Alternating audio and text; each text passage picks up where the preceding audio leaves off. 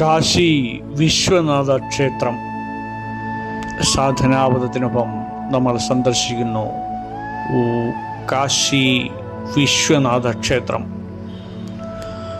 ഉത്തർപ്രദേശിലെ വാരാണസിയിൽ ഗംഗാനദിയുടെ പടിഞ്ഞാറേ തീരത്താണ് പ്രസിദ്ധമായ ശ്രീ കാശി വിശ്വനാഥ ക്ഷേത്രം സ്ഥിതി ചെയ്യുന്നത്. ഹിന്ദു വിശ്വാസമനുസരിച്ച് ഏറ്റവും പവിത്രമായ 12 ജ്യോതിർലിംഗങ്ങളിൽ ഒന്നാണിത്. കാശി വിശ്വനാഥ ക്ഷേത്രം ചരിത്രത്തിൽ പലതവണ തകർക്കപ്പെടുകയും പുനർനിർമ്മിക്കപ്പെടുകയും ചെയ്തിട്ടുണ്ട്. ഇന്ന് നമ്മൾ കാണുന്ന ക്ഷേത്രത്തിൻ്റെ പ്രധാന ഭാഗം 1780 ഇൻഡോറിലെ മഹാറാണി അഹല്യാഭായ് ഗോൾവർക്കർ നിർമ്മിച്ചതാണ്. 1835 പഞ്ചാബ് കേസരി മഹാരാജ രഞ്ജിത് സിംഗ് 1000 കിലോഗ്രാം സ്വർണം നൽകി ക്ഷേത്രത്തിൻ്റെ ഗോപുരങ്ങൾ പൊതിഞ്ഞു.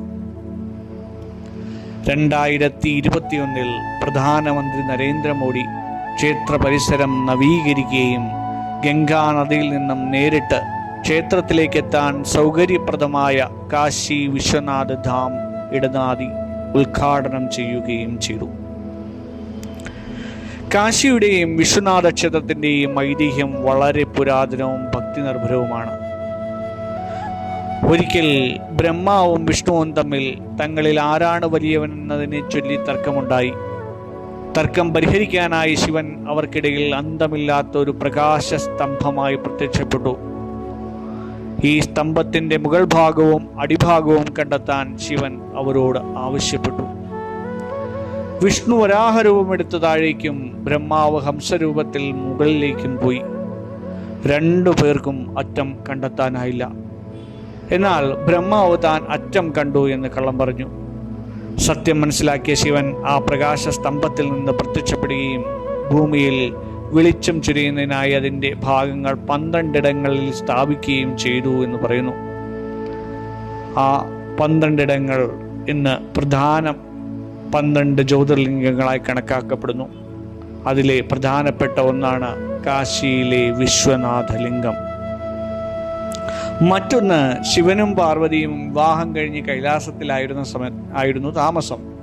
എന്നാൽ പാർവതിക്ക് സ്വന്തമായ ഒരു വീട് വേണമെന്ന് ആഗ്രഹം തോന്നി. തുടർന്ന് ഭഗവാൻ ശിവൻ പവിത്രമായ കാശി നഗരം തൻ്റെ വാസസ്ഥലമായി തിരഞ്ഞെടുത്തതായി പറയുന്നു. മറ്റൊരു വിശ്വാസമനുസരിച്ച് ഭൂമിയിൽ പ്രളയമുണ്ടാകുമ്പോൾ നശിക്കാത്ത ഏക നഗരമാണ് കാശിയെന്നും അങ്ങനെ ഒരു സമയമുണ്ടെങ്കിൽ ശിവൻ തൻ്റെ ത്രിശൂലത്തിന്മേൽ കാശിയെ ഉയർത്തിപ്പിടിച്ച് സംരക്ഷിക്കുമെന്നുമാണ് വിശ്വാസം. അതിനാൽ ഇവിടം മുക്തി നൽകുന്ന നഗരമായി, അതായത് മോക്ഷപുരി എന്നും അറിയപ്പെടുന്നു. വിഷ്ണു തൻ്റെ ചക്രം കൊണ്ട് നിർമ്മിച്ച കുളമാണ് കാശിയിലെ മണികർണിക കുണ്ട്. ഇവിടെ തപസ് ചെയ്ത വിഷ്ണുവിൽ പ്രസന്നനായ ശിവൻ ആനന്ദനൃത്തം ചെയ്യുമ്പോൾ ഭഗവാന്റെ കാതിലെ കമ്മൽ ഈ കുളത്തിൽ വീണുവെന്നും അതിനാൽ ഇവിടെ മരിക്കുന്നവർക്ക് ശിവൻ നേരിട്ട് താരകമന്ത്രം ചൊല്ലിക്കൊടുത്ത് മോക്ഷം നൽകുന്നു എന്നുമാണ് വിശ്വാസം. ക്ഷേത്രം ദിവസവും പുലർച്ചെ മുതൽ രാത്രി വൈകുന്നത് വരെ തുറന്നിരിക്കുന്നതാണ്. സാധാരണ പുലർച്ചെ 4 മുതൽ രാത്രി 11 വരെയാണുള്ളത്. പുലർച്ചെ 3 മുതൽ 4 വരെയാണ് മംഗളാരതി ഉള്ളത്. ഉച്ചയ്ക്ക് ഭോഗാരതിയും വൈകുന്നേരം സപ്തർഷി ആരതിയും രാത്രി ശയനാരതിയും നടക്കാറുണ്ട്. സാധാരണ ദർശനത്തിന് ഇവിടെ പ്രത്യേക വസ്ത്രധാരണ രീതി കർശനമല്ല എങ്കിലും മാന്യമായ ഇന്ത്യൻ വസ്ത്രങ്ങൾ ധരിക്കുന്നതാണ് ഉചിതം. പ്രത്യേക പൂജകളൊക്കെ അവിടെ നടത്തുന്നതിന് വേണ്ടിയിട്ട് മുൻകൂട്ടി ബുക്ക് ചെയ്തവർ, സ്പർശന ദർശനത്തിനോ മംഗളാരതിക്കോ പങ്കെടുക്കുന്നവരൊക്കെ പ്രത്യേകം പുരുഷന്മാർ ധോത്തിയും അല്ലെങ്കിൽ സ്ത്രീകൾ സാരിയും ധരിക്കണമെന്നൊരു നിബന്ധന അവിടെ ഉണ്ട്. ജീൻസും ഷോർട്സും ഒക്കെ ഒഴിവാക്കണമെന്നും അവർ പറയുന്നുണ്ട്. ഇവിടേക്ക് വാരാണസിയിലെ ലാൽ ബഹദൂർ ശാസ്ത്രി വിമാനത്താവളത്തിൽ നിന്നും ടാക്സിയിലാണെങ്കിൽ ഏകദേശം 25 കിലോമീറ്റർ ദൂരം മാത്രമേ നമ്മുടെ കാശി വിശ്വനാഥ ക്ഷേത്രത്തിലേക്കുള്ളൂ. പ്രധാന റെയിൽവേ സ്റ്റേഷൻ വാരാണസി ജംഗ്ഷനാണ്.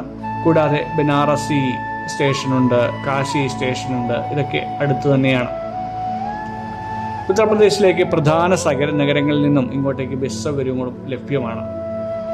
ക്ഷേത്രത്തിലേക്ക് മൊബൈൽ ഫോണ്, ക്യാമറ, മറ്റ് ഇലക്ട്രോണിക് ഉപകരണങ്ങളൊന്നും തന്നെ ഉള്ളിലേക്ക് കയറ്റുന്നതല്ല. അവ നമുക്ക് പുറത്തുള്ള ലോക്കറിൽ സൂക്ഷിക്കാം, അല്ലെങ്കിൽ നമ്മുടെ വണ്ടിയിലായാലും സൂക്ഷിക്കാവുന്നതാണ്. നന്ദി.